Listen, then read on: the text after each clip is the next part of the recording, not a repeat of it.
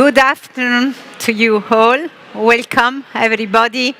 And thank you for being here so late on Saturday afternoon.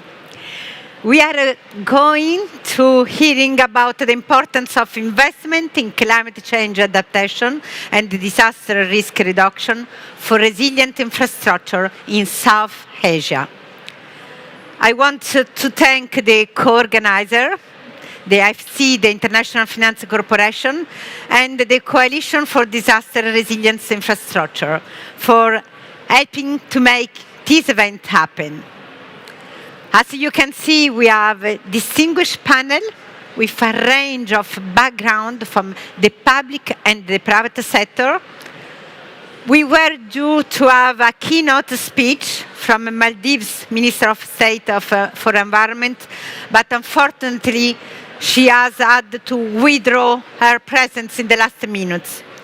So while of course, I will not be able to take her place, allow me to give a few introductory remarks, a few introductory elements to set the scene to the region that we are talking about in this afternoon. As you know, more than half of all South Asians, about 1 billion people, have been affected from one or more climate-related disasters in the past 2 decades. South Asia Climate Vulnerability Index is among the highest in the world. And of course, as climate crisis worsen, these disasters are expected to become more severe, more frequent. We have seen the case in Pakistan. Record rains this year first led to flash flood and subsequently to widespread catastrophic flooding. We have seen in Bangladesh that experienced the worst flood in more than a century, killing more than 100 people and displacing near 4 million people.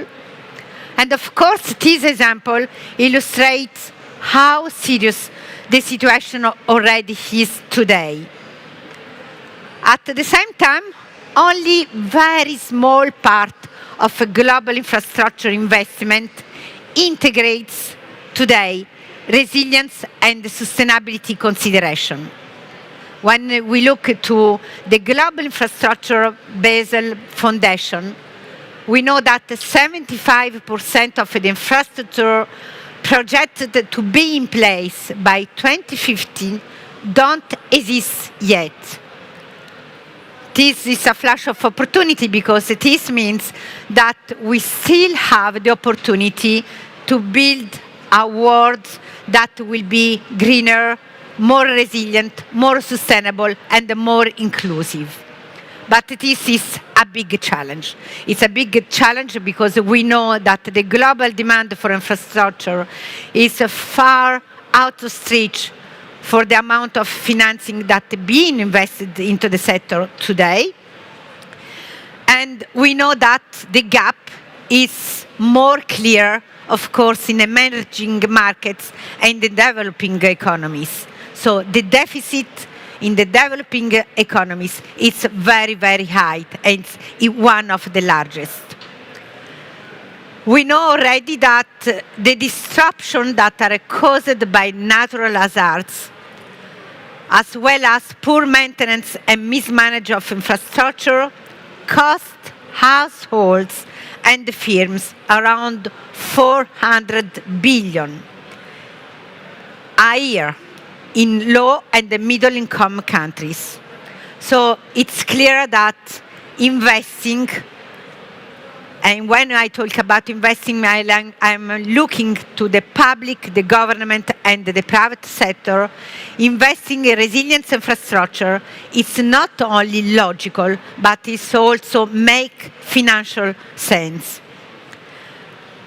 We know that, of course, on the top of lagging investment being faced, governments have also faced high inflation, slow economic growth, COVID pandemic, which, of course, have constrained the fiscal space of governments across the region. This is the scenario that we have in front of us in South Asia, and this is why a combination of measures is going to be needed to help us make quicker progress. Of course, these measures include better regulatory framework to incentivize private climate action. We require more concessional funding, as well as new financial instruments. To not forget also the importance of greater domestic resource mobilization. What I can add here that as from the European Union side, we have for the first time, we'll now be able to mobilize new financial guarantees in Asia that will allow us also to help to reduce risk for investors, will help us to incentivize investment, for example, in small, medium enterprise, in green technology. And of course, this will support the climate resilience system. So, while we keep developing our international partnership, we need to use all our assets, all our capabilities to provide support to mitigate and adapt to climate change. So I'm very much looking forward to listen to all our key panelists on identifying the solution and sharing with us their experience. I stop here and I move to our panelists. And I will wish to start with our first panel speaker, Mr. Vivek Pathak, who is IFC Global Head and Director for Climate Business. It's leading on business development, standard setting, and new product design, and is working to mainstream climate lens into IFC business. As IFC Regional Director for East Asia and the Pacific, I have to say, Vivek, you were one of the first at IFC to integrate climate into all aspects of your work. So, great job. Now, Vivek, many thanks for being here with us. Let me first ask you, on the basis of IFC experience, what are the 3 things that we can do to incentivize private sector to invest in building a resilient infrastructure? Over to you. Sure. Well, a very good afternoon to you all, and thank you for being here, and thank you very much to the EU for having us, and thank you, Carla. And let me start out by first and foremost congratulating you all on the new instrument, the EFST++. And I think we need not only an EFST+, we need +++, many more such instruments out there which will help, new technologies which will help de-risk, because that is one of the greatest challenges that we have. So I really hope we can collaborate and really make this a success. I want to say something which unfortunately is reality. And you mentioned a number of 400 billion. Now the question I would have asked is, what would it have costed to make that 400 billion of lost assets resilient to climate infrastructure? And I think one of the biggest problems that we face in adaptation and resilience is money tends to flow in after the event.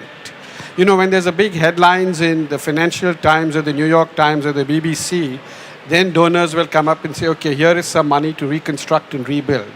But I want to turn that around and say, why can't we have access to a much smaller pot of money, like you are doing, in advance to make our current assets resilient to climate risks? And I think that is something we have to really propagate more for that, because that's the way you can make your current assets resilient to climate risks.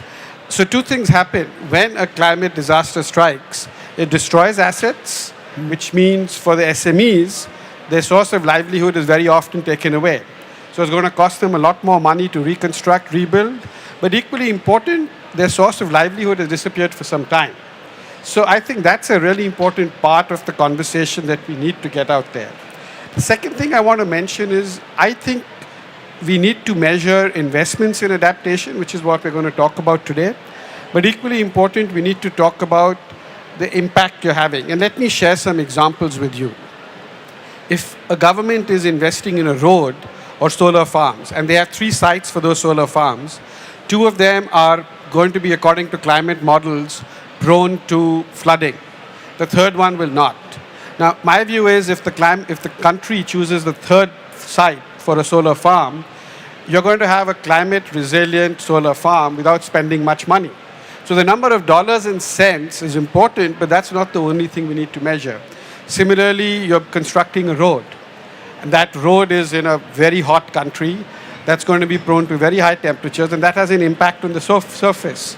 So you can actually cover that road with a certain chemical today, which will make it resilient to higher temperatures. But unfortunately, this may be, and I'm just giving an example, it could be a $300 million road, but the amount of money you spend in making it climate resilient could only be $10 or $15 million. So instead of saying that you made a $300 million road resilient to climate risks, we are talking about the $20 million that went in. And we need to really move the conversation. So instead of 3, I'm going to be very brief and talk about 4 things we need. First, most important is we need good data. Unless and until we have good data, it's going to be very hard to know where climate risks will occur. So there are a lot of climate models which are projecting the future, and clearly that's going to be helpful. But when you get down to the micro level, when you look at flooding in cities, which we've just seen in Pakistan, then it's really about from street to street, what is the stormwater drainage. Until and unless we know that, we don't know where to put our money.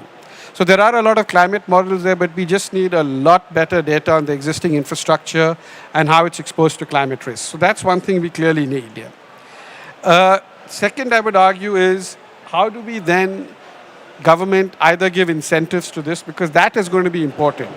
Because adaptation does not lead to cash flows. It's a risk mitigation sort of way to look at life. Yeah. So investing in a solar farm has cash flows. Investing in wind has cash flows. Investing in real estate has cash flows. But when you make a building being put up by the Tata Group resilient to climate risks, you're really you're ensuring, it's a sort of insurance policy in many ways. So we really need to look at it and therefore the governments need to start looking at how can they incentivize this to start and maybe have a carrot and stick approach. For example, very simple thing, if your asset is resilient to climate risks, the chances of you getting cheaper insurance coverage is much higher. So we need to look at the sort of incentives governments can give. But not only governments, I think what we need is, because a lot of these are higher upfront costs, we need a lot more blended finance. Risk mitigation facilities, guarantees, but also blended finance, sometimes just to drive down some of these costs. So I think those are 3 things that we need. The 4th one is, I want to talk about risk, and as a former risk person, I think I'm quite entitled to say that, is what's the sort of risk tolerance that you have today? And how do we get the message out there that climate risk is a real risk? And we need central banks of every country engaged. When they are getting banks to assess their portfolio risk, climate risk should be integral to that, because climate risk is a real risk, whether it's droughts in Kenya, flooding in Pakistan, forest fires in Europe. Climate risk is impacting the balance sheet of banks today, whether we like it or not. So we really need to start mainstreaming climate risk. And I'll just put in a plug for what IFC is doing. We're going to be mainstreaming Paris alignment for our entire portfolio, but I'll come to that soon. So 4 things, it's about data, it's about blended finance, government incentives, it's about how do you deploy financing faster at scale, and last but not least, risk and how do central banks and the government look at climate risk. Many thanks, Vivek. And just a following question, because you already start speaking about the impact and the lesson, but tell us a little more, looking to building sustainable infrastructure and the green cities, what lesson you can share? Also lesson including lesson that you have in our joint EU and IFC program, accelerating climate smart inclusive infrastructure in South Asia. It's a big program that we are co-funding together. Please. Sure. So I think, it's still a relatively nascent area, and I don't think we have enough sort of history to talk about a lot of the lessons, but I'll try and touch upon some of the key areas. So one is really how do we assess some of these risks? And there I think we're just building a GeoViewer tool which will help that. We've just launched something with BRI, which is the Building Resilience Index, which can go building by building and tell you what potential risks that building will be exposed to. But at a more macro level, what we've just launched is Apex. Apex is a tool for for making your existing cities more sustainable, or as you're building out new cities, how do you build them in a sustainable manner? And the Apex tool covers not only climate risk, but also better water management. So it's both adaptation and mitigation. So it's called Advanced Practices for Environmental Excellence in Cities. Even I don't remember the name always. But that is another tool which we are going to be launching just after this. At 4 o'clock, we're going to be talking about it. Yeah. So the lessons really is you need an early engagement and you need to come in a design stage. We need to be able to get governments to understand what risks their infrastructure is going to be exposed to.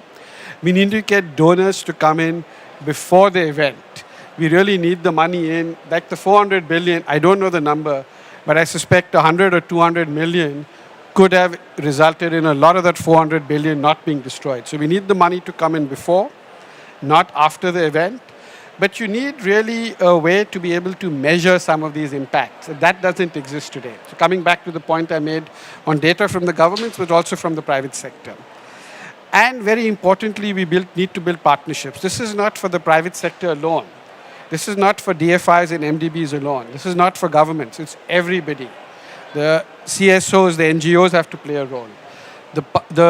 What I call the donor governments have to play a role. Philanthropies have to play a role.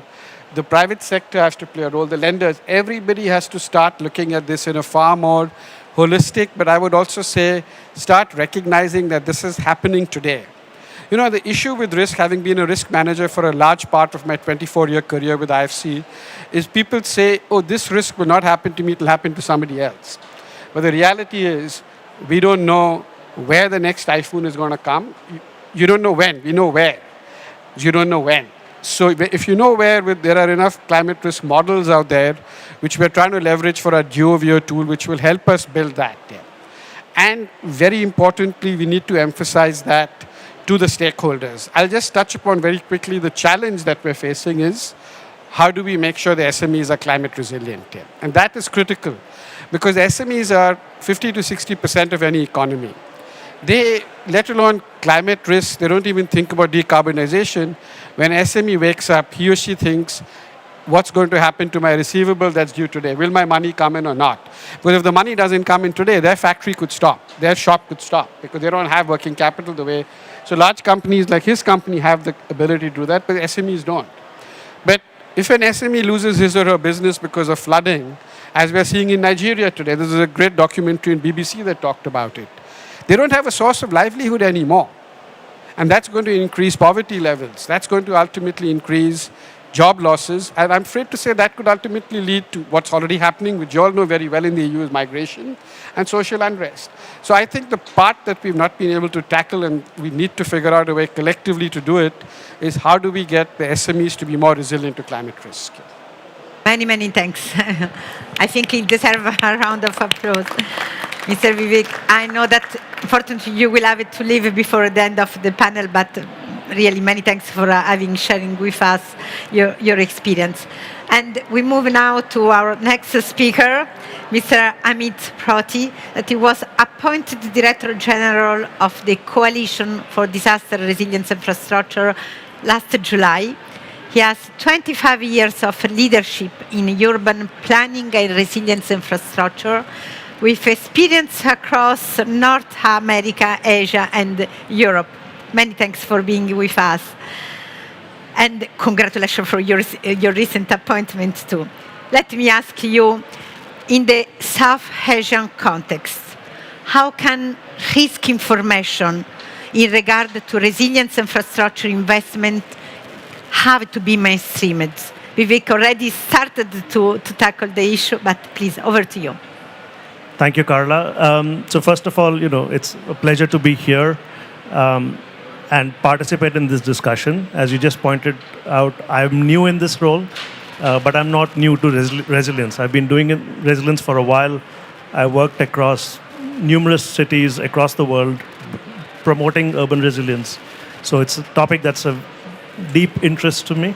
And now giving the opportunity of leading the Coalition for Disaster Resilient Infrastructure, which is really an Indian government leadership role in developing the narrative on disaster resilient infrastructure in partnership with 30 other countries, including some of the developed countries, developing countries, and partners such as the World Bank. So it's really got a lot of political and major ambition coming from the highest level, effectively to influence how infrastructure is built today, tomorrow, day after tomorrow. Yeah? So that's really the ambition. Now we are new, so we are trying a lot of new things. We are small, which is really exciting because we can be nimble. We're also being opportunistic and saying, where are the gaps that we need to try to address? So I'll talk about a few things in those contexts. I think, Vivek, thank you for highlighting the need for risk, because obviously, unless we understand risk, we can't do anything with it. So, for us as well, we've said, how do we, as CDRI, take leadership in identifying what risks countries face in terms of their infrastructure? So we've come up with an ambition to actually publish a report every 2 years on the state of resilient infrastructure globally. That includes modeling and that includes an index. And this is not just climate, this is both natural hazards and climate. We're looking at 3 different hazard types: landslides, tropical cyclones, flood risks, earthquakes, tsunamis, droughts, and then overlaying that with climate. And the ambition is that this is a public database. So it's actually going to be publicly available through our, with UNEP, in partnership with UNEP. So the idea is that, the risk information has to be transparent. Let's put it out there at the country level. Let's start a dialogue on how are different countries starting to understand risk. So the first question or first point really is understanding risk, at least at the country level. Yeah? Related to that is once you know what your risk is, and you may or may not want to know it, but now I think there's more evidence that if you know it, you can do something about it. So how do you then go about coming up with examples of what do you actually need to do about that risk? So what we are trying to do is we are trying to work at least with India, and then we're going to go beyond India as well. Because of COVID, we had to be restricted to India. But trying to work at the state government level and saying, okay, let's look at your critical infrastructure. So we're working with the state of Odisha in India, which is prone to coastal cyclones. And we are saying, let's look at your power infrastructure. Now, it's very clear that the risk profile is changing because of climate change in Odisha, right? And the power infrastructure, the transmission distribution system is actually prone to those changing risks. So we are working to understand, first, what is your exposure to changing patterns, wind patterns, gust patterns, etc. What is your wind speed that you have to design your asset for? Okay, we are finding some things. Based on those findings, we are saying that, you have to do something. Either you strengthen your asset itself. So are your codes written to the point of, what is your code saying? Are you designing for 100 kilometers of wind, 200 kilometers? Where is your code in terms of the risk that you're facing? We're also saying that we have to accept that you will not be able to address the ultimate gust speed that you may be facing in certain parts. So based on that understanding of the vulnerability of the asset, we're saying, you have to now either strengthen certain assets, not across the state, because unless you have the information, the assumption might be that I actually take the entire state and I invest in the entire state and I strengthen assets in the entire state. But if you understand vulnerabilities, you may be able to say, well, you know what? It's only certain parts of the state that I need to think about. Your transmission lines are also at risk. So we're saying, in your entire state, where is that risk concentrated, right? So then how do you address it? Basically, okay, you may need to underground some of that transmission line. So that, again, that's one way to reduce risk. Now, what is the resilience aspect there? So this is going back again, Vivek, to your point on the SMEs who might suffer if there is no power, and we're doing similar things in the telecom sector as well. So we're saying when we talk about resilience, at some level you have to accept that your power system may fail. The centralized power system may fail, right? So if you accept failure also as part of building the resilient narrative, then what do you need to ensure that services continue during that, that cyclone that comes? Which means you may need to look at alternate technologies. You may need to look at social programs. You may need to look at other things that can help reduce that risk. So we are doing several of similar studies, developing some methodologies, frameworks to start to address, to get decision makers in the infrastructure space to understand how do you address that risk. The third thing that we are trying to do is, and maybe I'm gray-haired enough to be able to say this, we have created our own problems. I come from an urban space. I understand how when we look at flooding, our typical response is build a piece of gray infrastructure, take the water away. That's created problems. So there's a certain methodology, there's a certain approach we've been using to building infrastructure, which I will proudly, boldly, stupidly call the 20th century way of building infrastructure. We need to go beyond that. Now, it may be that my generation is too old, or my generation is too rigid, or my generation doesn't really recognize it. Maybe it does. But we have to train the next generation to look at the problem of flooding, not from just a hard infrastructure point of view. So we're also putting a lot of emphasis on building a multidisciplinary sort of curriculum approaches to get the next generation to look at, if it's an issue of flooding, the answer is not just one solution, which is hard infrastructure, which has its own, you're locking in risks for the future, right? So bring in a combination of gray and green, understand that the intention is actually to solve a flooding problem. The intention is not to build a stormwater drain, right? So how do you actually get the next generation to understand that? And that's something we're also trying to work at. So for us, three things. Risk has to be transparent. Methods, frameworks to integrate that so that we can demonstrate. And then training the next generation to look at these problems differently. Many, many thanks. And Amit, take into account of what you were just saying, how you see that governments can coordinate better with the different actors and also build the set of policies that will be helpful to face these situations. Yeah. So again, we are very new in this space, and looking at policies is something that's our remit as well. We haven't really entered that much. But part of the reason for building the evidence, both on the risk side, but also on the frameworks, so in the telecom sector, in the power sector, we are starting to look at urban heat, we are starting to look at urban flooding, we are starting to look at the social sector, health and schools, for example. So the idea is, let's start developing some examples first. And there's lots of examples that also exist, but as an organization, I think we need to build our muscle first to actually be able to understand how these work and don't work, and then start to bring that into the policy framework. The advantage we have is because we are very well connected at the national level in governments, because we are essentially a government-supported organization. I report to the Prime Minister's Principal Secretary, who sits on my governing council. The USAID's head sits on my governing council. So we have access at the highest level in government.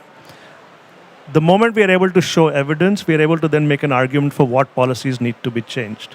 So from where I'm sitting right now, the idea is, let's first demonstrate enough examples so that the policy makers are convinced, because if they're convinced, then the policy making gets a bit easier. Yes, of course. Many, many thanks, Amit.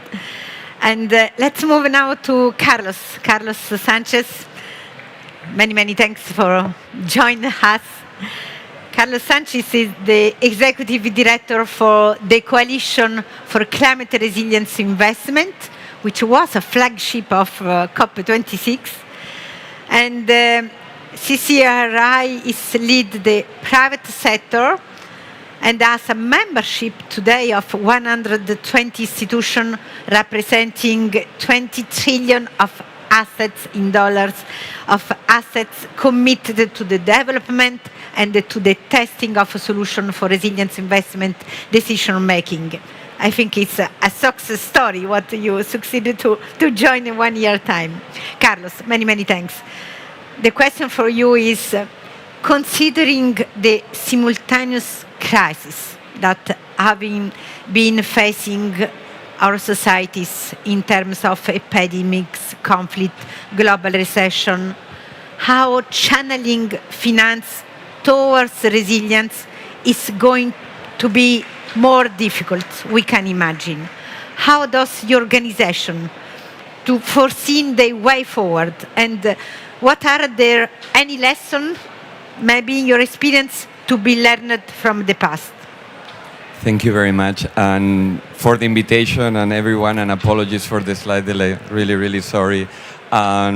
So very crucial question, and if you allow me, I will take a step back to frame a little bit why the coalition came to be a reality, because that is going to bring us very quickly to effectively answering that important question. But when we conceptualized CCRI back in 2019, we spent a lot of time in what is the problem, what is the manifestation of that problem, what could be an effective solution to that. And what we believe was a particular formulation of the problem was that we were seeing that the integration of physical climate risk in decision making, and broadly or simplistically, let's think of government decision making and private investment decision making, we were seeing that when attempted in a genuine way and holistically integrating physical climate risk in that cost-benefit analysis, be it a net present value for a cash flow model or being a socioeconomic calculation, was actually not only properly supported, it was oftentimes penalized. And that is where we started to frame this as a market failure. And that is, we are not relying on the right information and in the right interpretation of that information to their embed climate resilience into decision making. And accordingly, what we are seeing is that integration is not properly neither enforced nor rewarded. And that was a crucial starting point to justify the need for a collaborative approach across industries, sectors, and regions, and indeed competitors, to develop public goods that are transparent, that are accessible, and that have the buy-in of the system for those to be catalytic and change the narrative.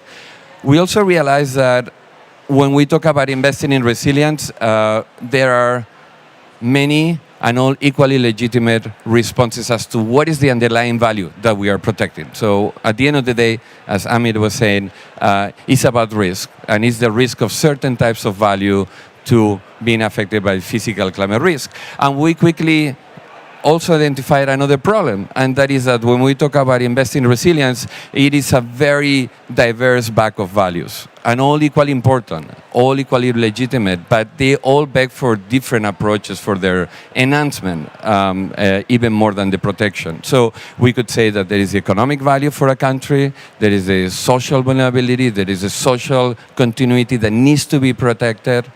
There is a natural ecosystemic value that we need to protect, because it's also, and that is where we have a very interesting but also dangerous feedback loop, that nature is exposed, but nature is also protecting us. So there is a very dangerous vicious cycle that we need to prevent and revert. And then there is financial value, that at the end of the day, when we talk about investors enhancing the integration of physical climate risk, it's about their view as risk-adjusted returns.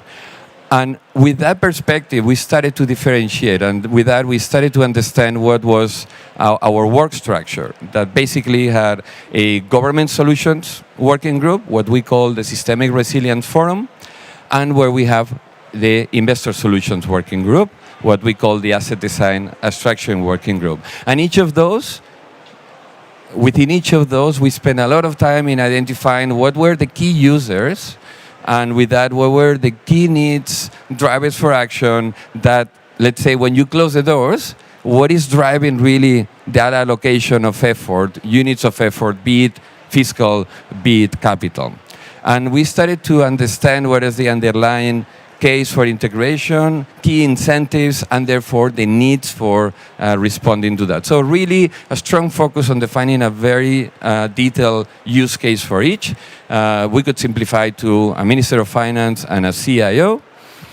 But then from there, our, let's call it theory of change, followed with the need to then bring the right data. And the right data with a multiple interpretation data is, so an asset, geolocation, attributes, observations of hazards, modeling. There are many, many things that go under that banner.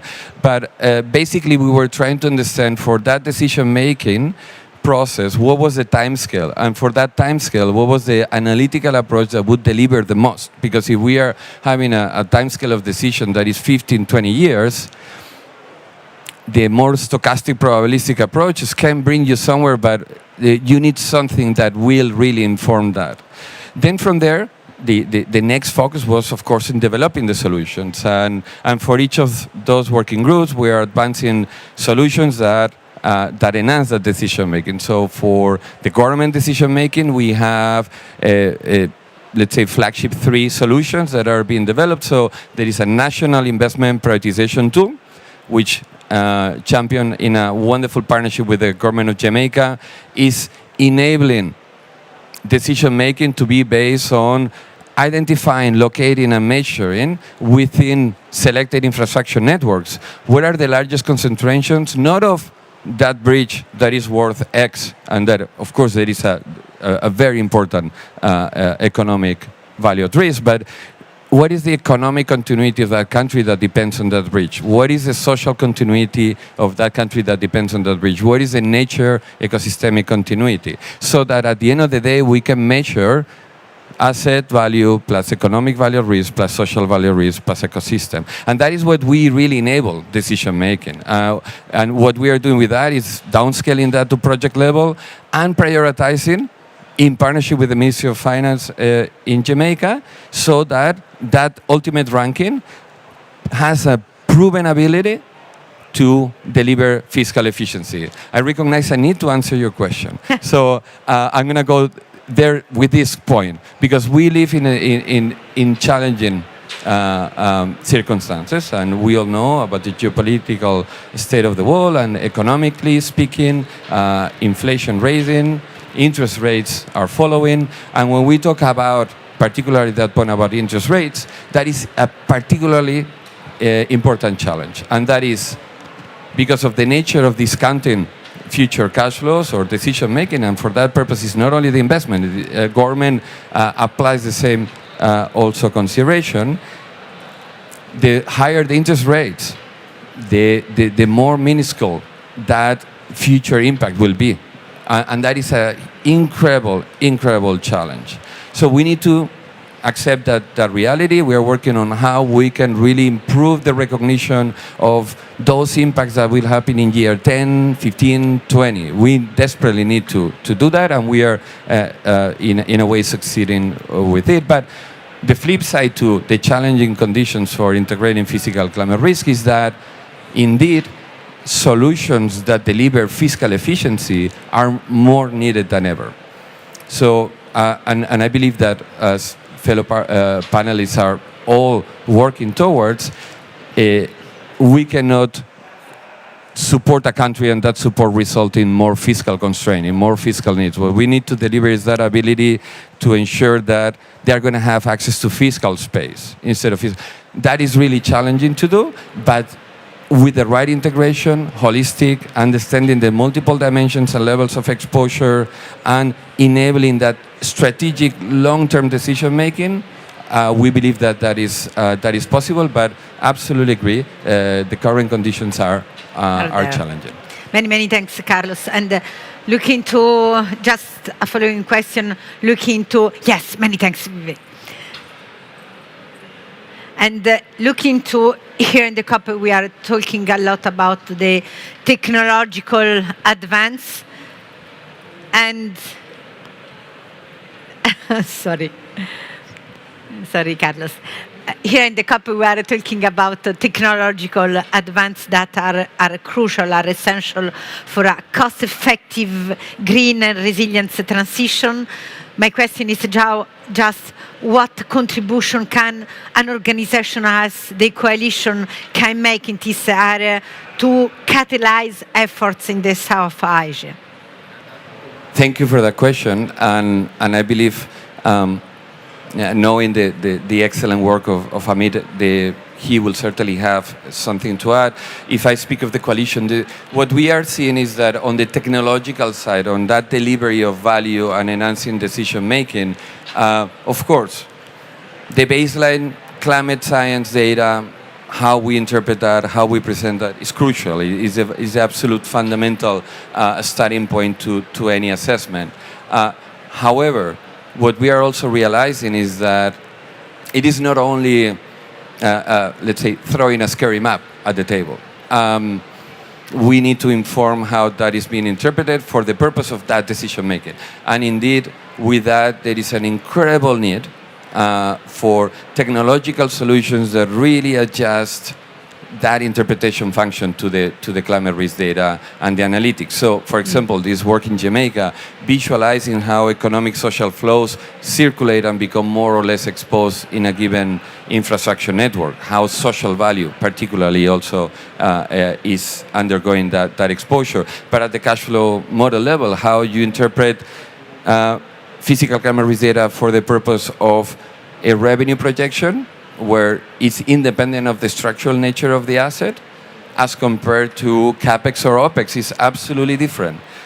So they beg for very bespoke and very tailored approaches to that interpretation. So what we are finding is that users, apart from undoubtedly requiring the best analytical scientific data, they need more support. They need more support for that interpretation to bring it to their key decision metrics that speak to what at the end of the day we're finding that is delivering not minimizing the downside, which is crucial and will always be the crucial part, but then also unlocking an upside.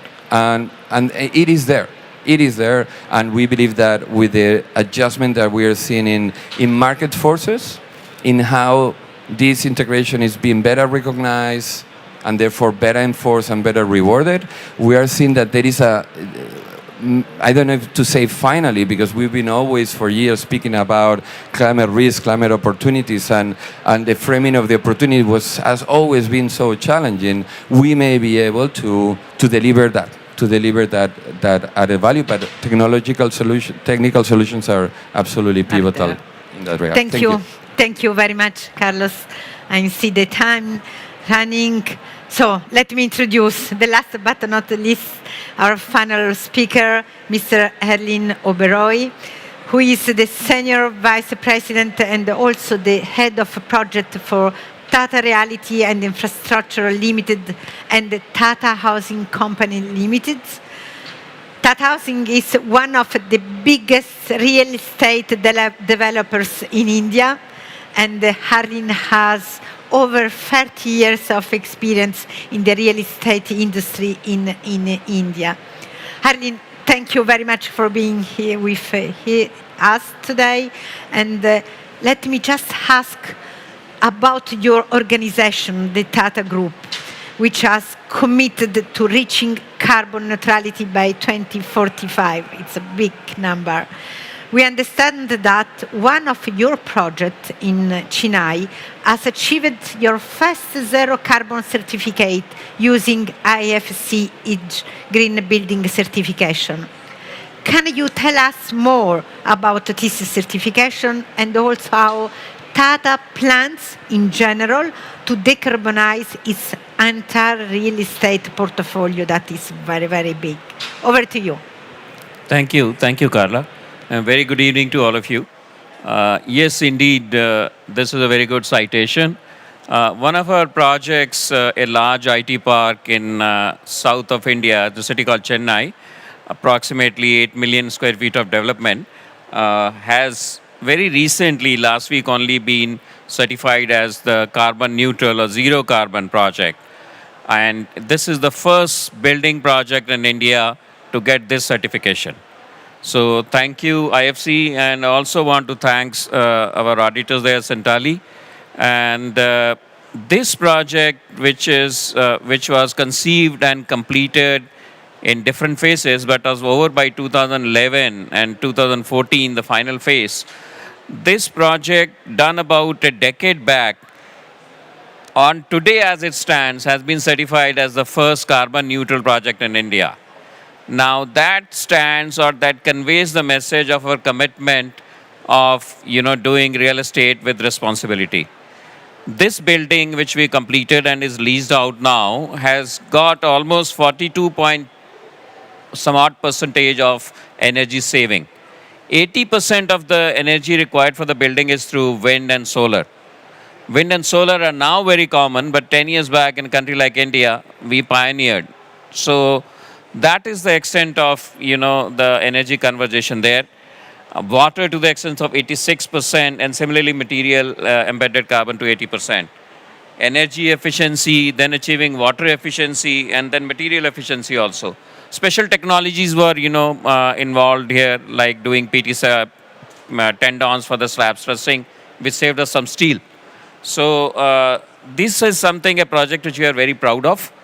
Having said that, all of our commercial developments in the country, and they are, you name it, they are GBCI certified green buildings, platinum, gold, and also they are EDGE certified buildings in the country. They are well certified. We in fact give direction to the industry, and we are the EDGE champion in country, India. So that's the state of our commitment, and that's the responsibility we own.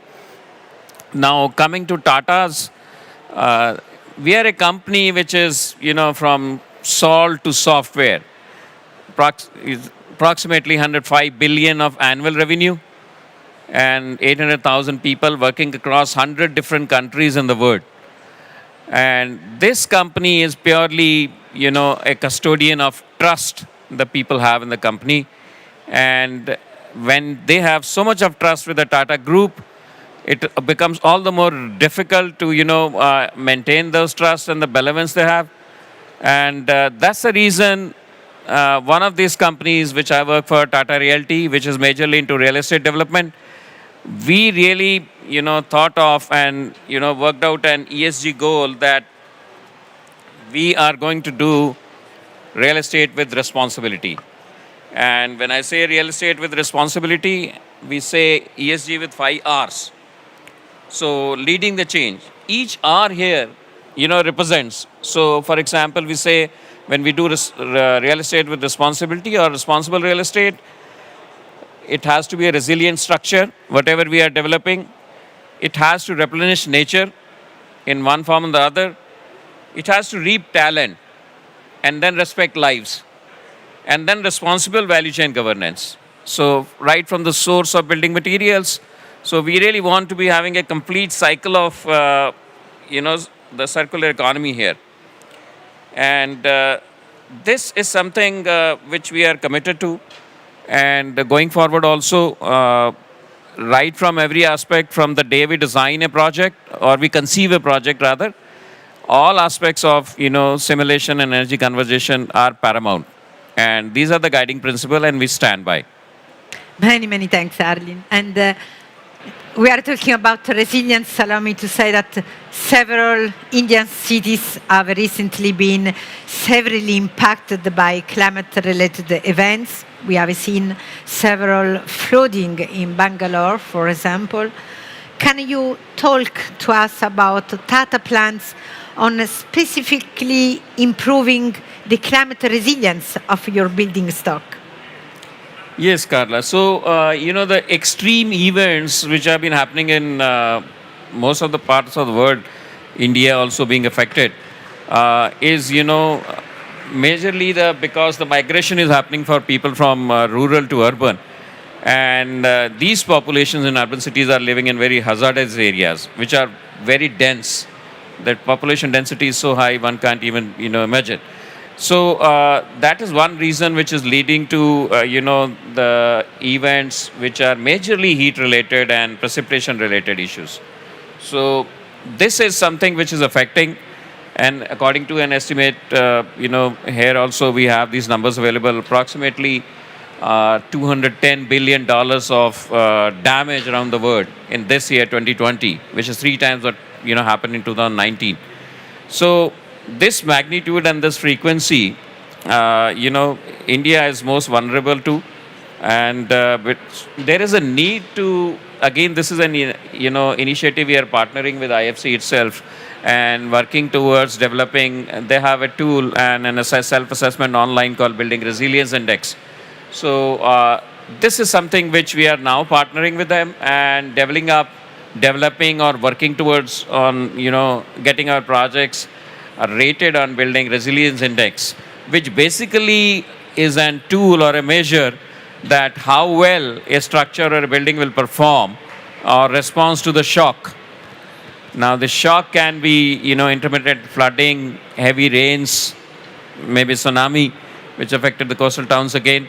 So we are cautious. We are very, very, concerned about this. And because the cost of rebuilding can be terribly high. So the necessity is for the new structure which we are planning now, if we can maintain this, we can bring the cost down and then make our structures more prone to absorbing these shocks, which these even can, reflect or affect the structure with. Many, many, many thanks, Arlene. And I can see that we have just 4 minutes that are remaining. Allow me to just turn to our audience to see if there are any questions for our panelists. And if yes, please indicate to who you are addressing the question. No question? Yes, please. Okay, please.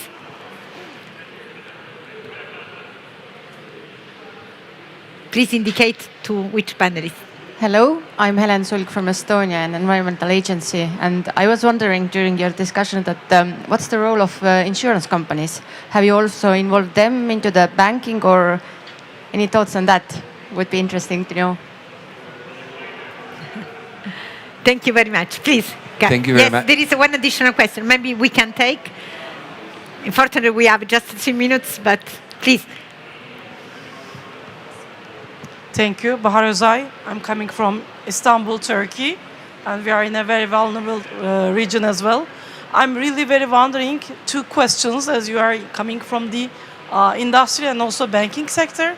So the 2 things, sustainable tourism, how you're just thinking about it, especially, sir, I'm really very wondering real estate and sustainability kind of things, how you're linking this, because we're talking about building infrastructure for climate shocks, not tomorrow, but today. So these 2 topics, I'm really very wondering if you can have an answer. I will be very, very happy. Thank you. Many, many thanks. Who wants to start? Carlos. Yes, please, in this side. Be quick. So thanks for both sets of questions. I mean, with regard to insurance, within the CCRI, we have, and actually there has been even an update since preparing the panel. Now we are 131 members and 27 trillion represented. So really, really pleased. But at the end of the day, that means a lot and nothing. What we need to do is deliver. And what we are very proud is that diversification. They having within the banner of private sector, having pension funds, having fund managers, having banks, insurance, risk data providers, engineering, and other important bits and pieces. And insurance plays an important role, undoubtedly, a very important role in terms of that 3 things fundamentally. So it is the analytics, very strong analytics that have been developed over 30 years for what is called the CAT modeling.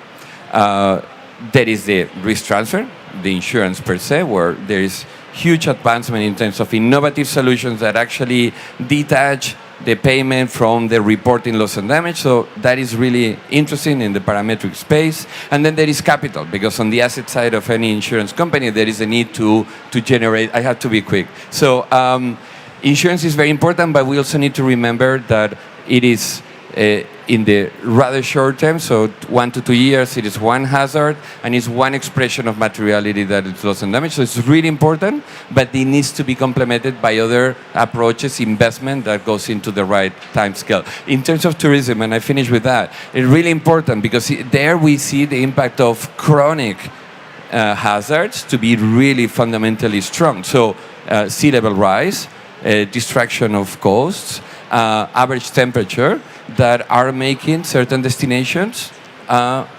more challenging to receive, but there are solutions that can be brought to the table. I should stop there, but we can continue later.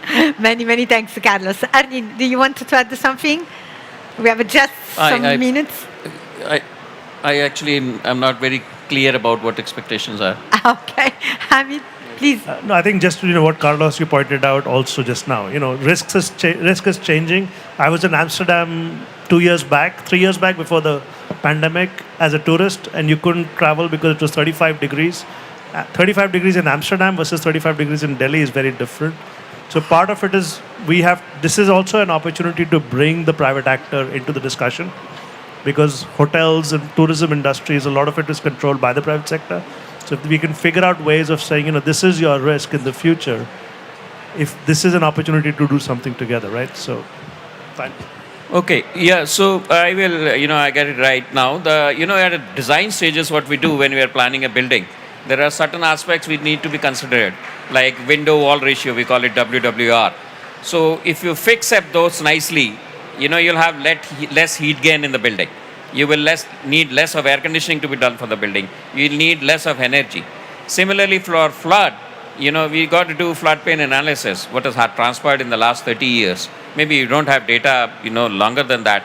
But then you fix up the building plinth, you're cautious of that, okay, this is something which will withstand the flood. So these are some cautions which we need to do while planning or designing a structure.